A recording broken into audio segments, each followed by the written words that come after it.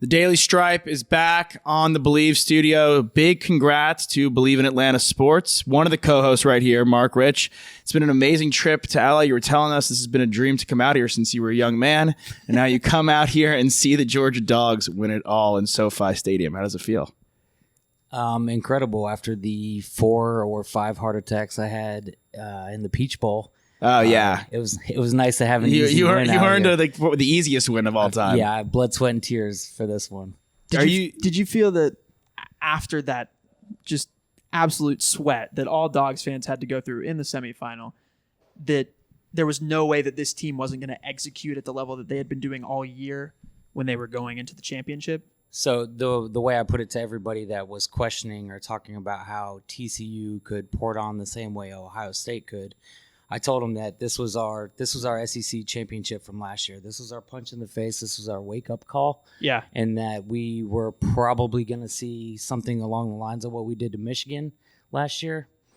And then this happened, which was just even more than that. Even a Yeah, better wow. surprise. Well, it's one of those things like Ohio State. I think people really honed in on that Michigan game, which they were winning for a majority of all the first half and into the third quarter, and it kind of unraveled and got away from them. But that Ohio State team, size for size, speed for speed, is way more competitive with the Georgia Dogs than TCU Horned Frogs. Oh, man. And I told, walking out of that game after I caught my breath and my phone was ringing left and right, and people were like, oh, my God, what happened? What happened? And I was like, man, like game ball is the Ohio State offensive line. Like they found a way to stop Jalen Carter. They stopped him.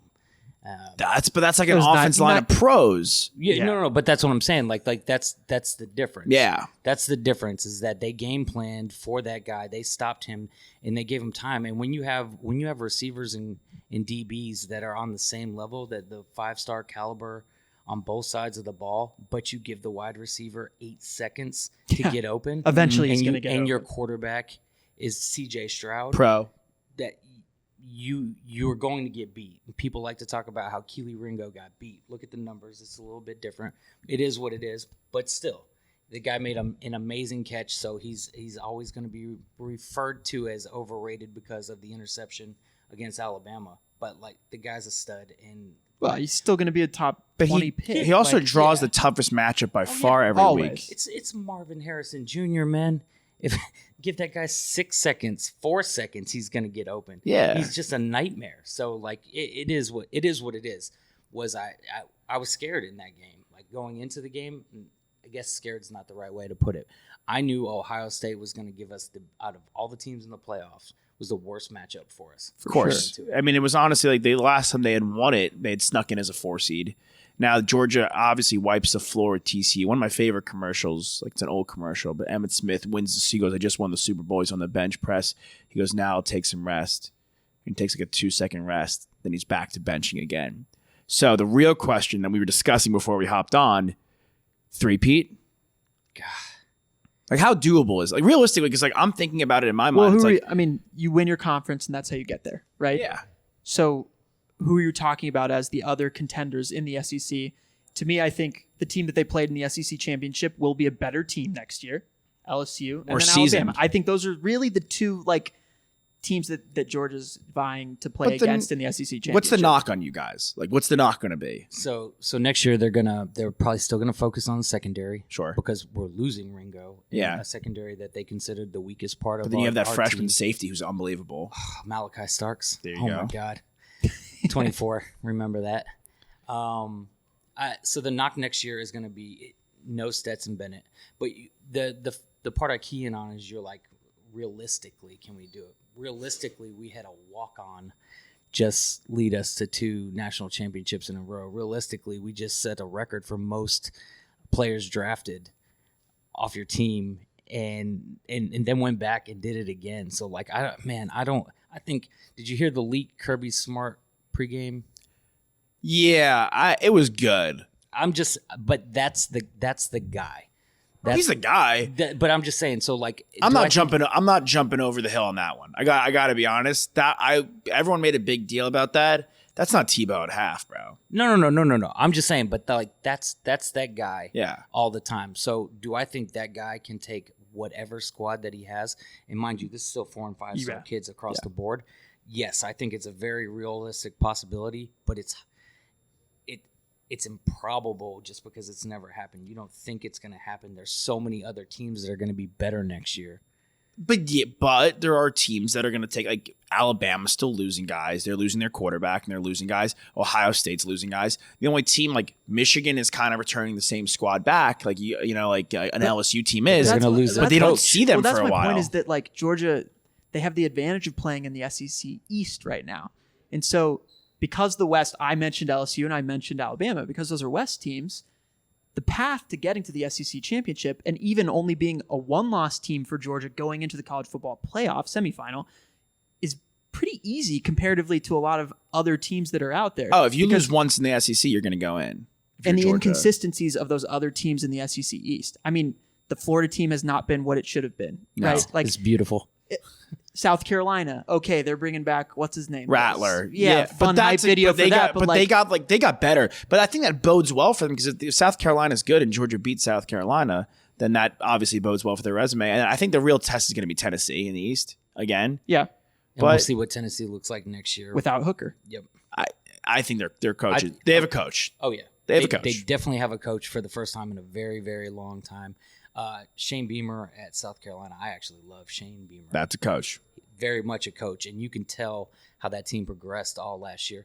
The knock across the country for Georgia is going to be their schedule. For some reason, people don't respect an SEC schedule. Oh, it's already out there that it's an easy schedule. Yeah, but you got to look at, like, people look at the schedule now, but we're not going to talk about the fact that Ball State game was Oklahoma until 2 months ago, when now that Oklahoma's joining the SEC, schedules had to realign, and our home and home with Oklahoma's gone now. Because you're going to be playing them upcoming. Right. At this point, the only team or one of the only teams we can get, you can't get everybody else's. All the big dogs' schedules are already filled up. I mean, I think if you're playing in the SEC, you don't truly have to worry about that. Why didn't they get another conference matchups are impressive enough? But once they found out that Oklahoma was joining the SEC, they had Oregon. The big thing for Georgia this year was that Oregon game. Right, you came in, and the big thing against Oregon as well was that they had the Georgia game. I mean, you came in right from the jump, and it was like a knockout first round. Listen, Bo Nix is a Heisman candidate outside of the SEC. He doesn't like coming back to play SEC teams. No, I mean, people are talking about Florida State. People are talking about LSU. If Georgia is what we really think they can be, and they just went back to back, they're a plug and play program. The players they're plugging in the upcoming years are 4 and 5 stars. And it's not even about the stars. It's about how they're manipulated and used and progress, really. Well, and that's where I think Kirby is definitely our X factor. So my favorite player offensively on this team all year has been Kenny McIntosh. McIntosh so is my dynamic. guy. If you're in a dynasty fantasy football league, grab this dude because he's going. That's all there is to it. I'm in one. That's the guy. It's great advice. And so we're losing him, but we were just talking about this earlier. In the national championship game, our true freshman Branson Robinson scored twice. He scored more points than the entire TCU football team in garbage time. It doesn't matter who your running back is. But I'm just saying, so we aren't really losing. I'm gonna miss that guy. But next man up at Georgia is a very real thing, and it's scary. You saw Bear Alexander stand next to Jalen Carter a couple times and be the guy that benefited from being next to Jalen Carter. Bear Alexander is going to be Jalen Carter next year. Okay. So, are they going to do it or are they not? I'm just going to tell you yes because I want to be the hot take dude that got it right. I want to pivot to another Georgia sports team. Yeah. More specifically, Atlanta, the basketball team. So, in a month, the NBA trade deadline.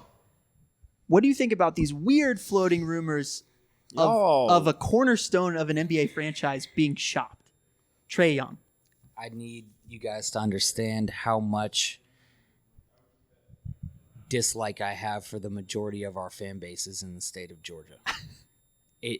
It's insane. The internet is a tool that should be stripped from Atlanta sports fans because it's crazy. And I honestly, I'll tell you who needs to go, and it's Nate McMillan. And I've been so nice and so kind about it. Yeah, but I used to like McMillan. Used to is the right word. I sat there with my cousin. He did really good things in Indiana before they fired him. It's the same knock though.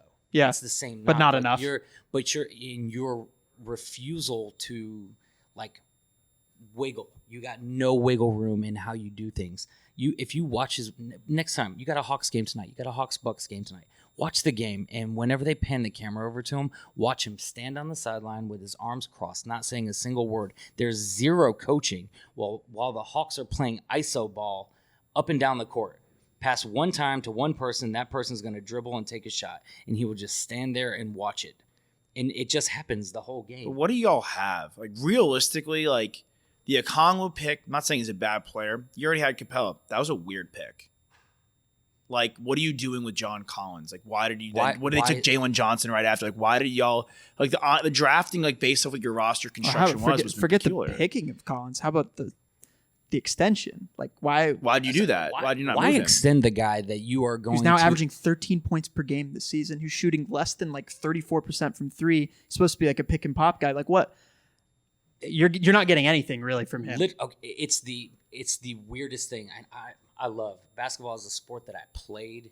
So like I love football so much, but I never actually played football. Sure. I played basketball my entire life. So it pains me to the depths of my soul to watch this team play sometimes. But I actually thought the guys like really compliment Trae Young. The knock on Young is his defense, and you go get a guy like Murray and a good facilitator and a non-selfish who's been their player. best player this year. Yeah. And then all of a sudden, like it. You also get, two steals. Jalen Johnson, steal in the draft. He's a steal in the draft where you got him.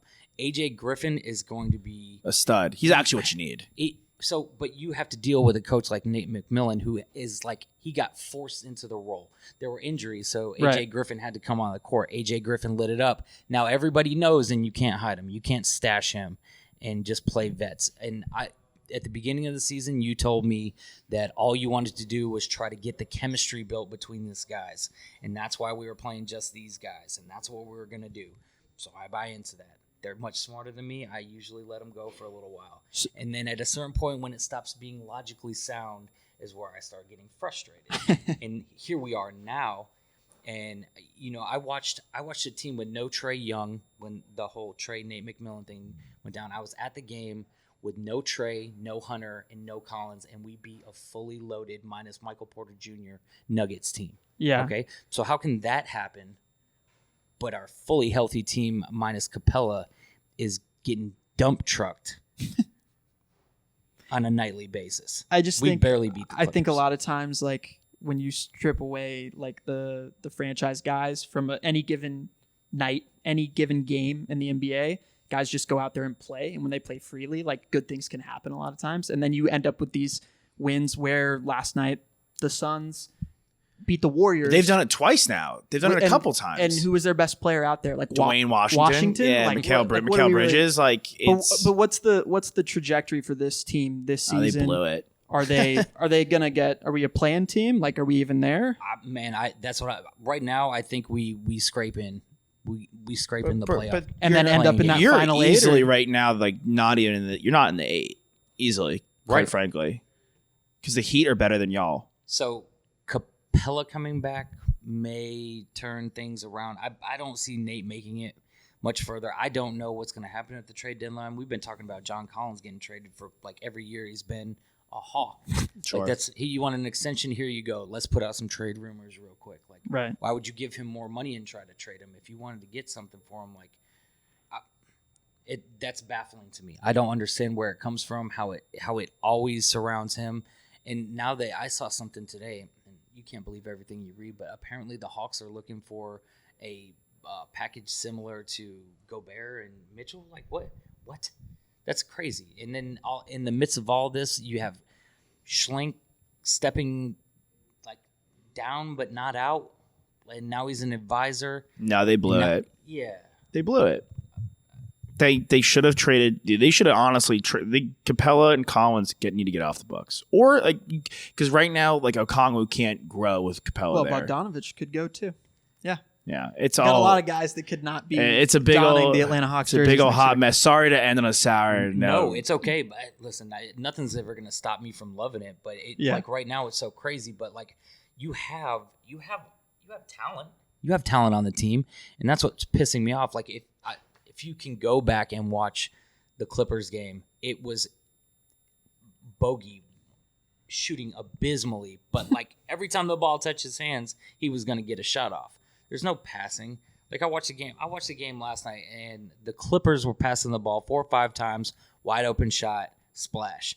I'm just in awe. Like that's amazing. Just like making the right No, play. but that's like real you have basketball.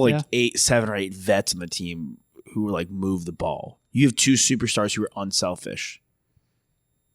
Fair enough.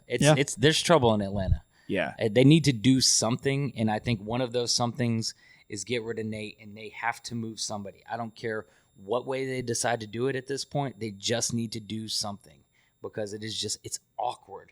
It's like the Hawks are a cringy team to watch right now. Yeah, which is unfortunate because we all thought they'd be good. Well, congrats on the Dogs. We'll get you back in the spring for the Braves, and hopefully that'll be better than the Hawks we're anticipating.